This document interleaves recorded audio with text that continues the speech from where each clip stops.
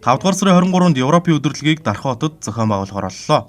Өнөөдөр Европын холбооноос Монгол улсад суугаа элчин сайд хүрэлцэн ирж аймгийн засаг даргатаа уулзалт хийлээ. Уулзалтаар жил бүр зохион байгуулагддаг өдөрлөгийг орон нутагт анх удаа зохион байгуулах ажлын төлөвлөгөө бэлтгэл байдлыг хангах талаар санал солилцлоо. Энэ удаа Дархан аймагт Улаанбаатар хотоос гадна зохион байгуулагдж байгаа онцлогтой. Өмнө нь Европын өдрийг бол өмнө нь дандаа Улаанбаатар хотод зохион байгуулдаг байсан. Энэ нь болохоор хагасаа өдөр тохиож байгаа. Бүтэн өдрийн арга хэмжээ болно. Энэ өдөр болохоор өглөө 11-ээс 17 цагийн хооронд зохион байгуулагдж байгаа.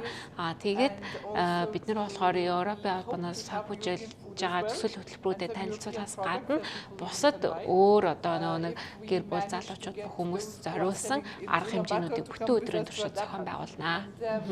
Хагасаа өдөр тохиож байгаа болохоор хүүхдүүд болон гэр бүлээрээ өргөнөөр оролцоосоо гэж хүсэж байна. Тэгээд мэдээж соёлыг түхэхээс гадна Европын хоол болон Европ бүтээгдэхүүнүүдийг зарж сурталчилнаа.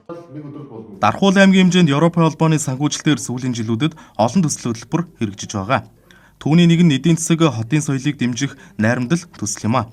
Эрүүл аюулгүй эрхтгч ажлын байрны орчныг бэхжүүлэх энэхүү төслийн хүрээнд нээлттэй хэлэлцүүлгүүд зохион байгуулагдаж байна. Европын холбоонд эдийн засаг улс төрийн нэгдлээрээ 27 тусгаар улс багтдаг байна.